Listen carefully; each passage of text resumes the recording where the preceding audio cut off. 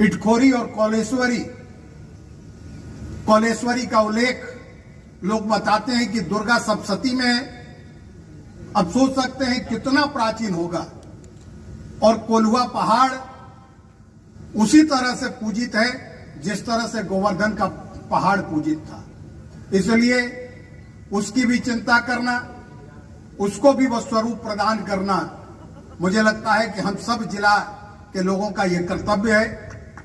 और इस दृष्टि से हमको किसी दूसरे सर्किट की जरूरत ही नहीं पड़ेगी। जब हम इटखोरी, कौलेश्वरी, चुंदरूधाम, बलबल, ऐसे जो अनेकों स्थान है हमारे यहाँ, हम उन्हीं की श्रृंखला जब खड़ा कर लेंगे तो एक अपने आप में सर्किट बन जाएगा।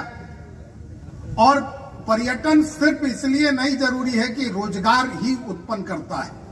पर्यटन हमको हमारी संस्कृति से, हमारे मर्यादा से, हमारे रीति रिवाज से भी परिचित कराता है और हमारे नौजवानों को ये प्रेरणा देता है कि जब हमारा अतीत इतना सुंदर था, इतना शक्तिशाली था, तो हम एक सुंदर भविष्य का निर्माण कर सकते हैं। महोत्सव इस 2 वर्ष के झंझावत को सह कर भी फिर अपने पुराने वैभव में लौट रहा है। यानी ये यहाँ के सरकार का आयोजन हो गया है, या किसी व्यक्ति का आयोजन नहीं है, ये संस्था का आयोजन है। और ये इच्छा ही हम लोगों की शुरुआत से रही है।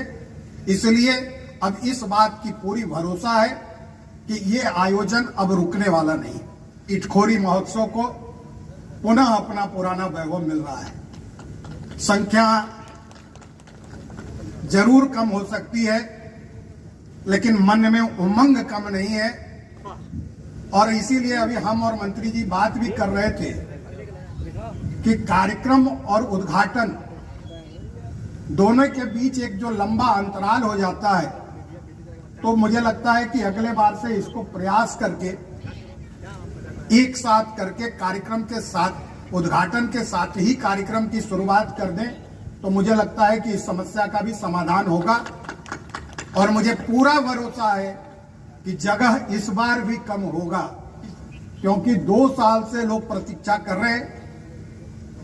एक प्रकोप, एक संकट जो विश्वव्यापी था, संयोग से हम लोगों को भारत में उसका वह ताप नहीं सहना पड़ा जो दुनिया के अन्य देशों ने सहा।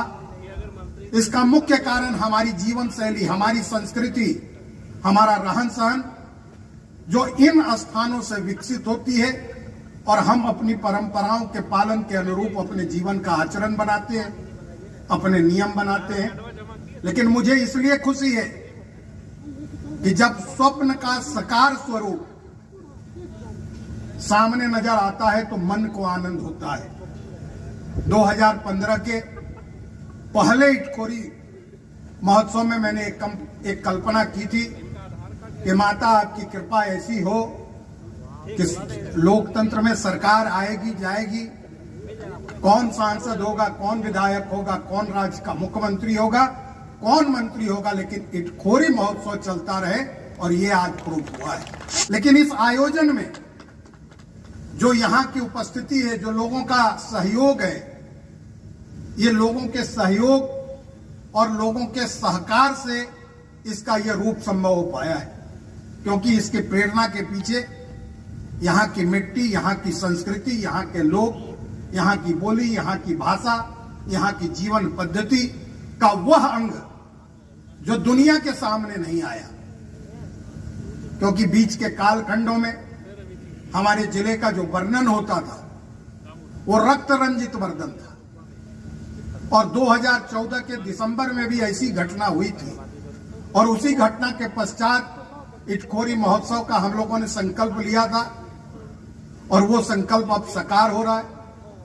और निश्चित रूप से इस जिले के हर सामाजिक कार्यकर्ता, राजनीतिक कार्यकर्ता या समाज जीवन के क्षेत्र में रहने वाले हर व्यक्ति के मन में इटखोरी महोत्सव को लेकर जो प्रेम है, जो उत्साह है, वो मुझे लगता है कि राजनीति जहां लोगों को बांटती है, संस्कृति जोड़ने का काम करती है। और उसका सबसे बड़ा उदाहरण इटखोरी महोत्सव और इटखोरी महोत्सव के आज का मंच है। इसलिए संस्कृति के रूप में इसका विकास, इसकी यात्रा लगातार चलते रहेगी और उस दिन भी चलेगी जिस दिन शायद हम मंच पर ना हो, नीचे हो, लेकिन मन का आनंद उतना ही होगा। और यही कल्पना हम लोगों ने किया था, यही माता से आशीर्वाद मांगा था। इसलिए इस रूप में इटखोरी महोत्सव निश्चित रूप से चलता रहेगा।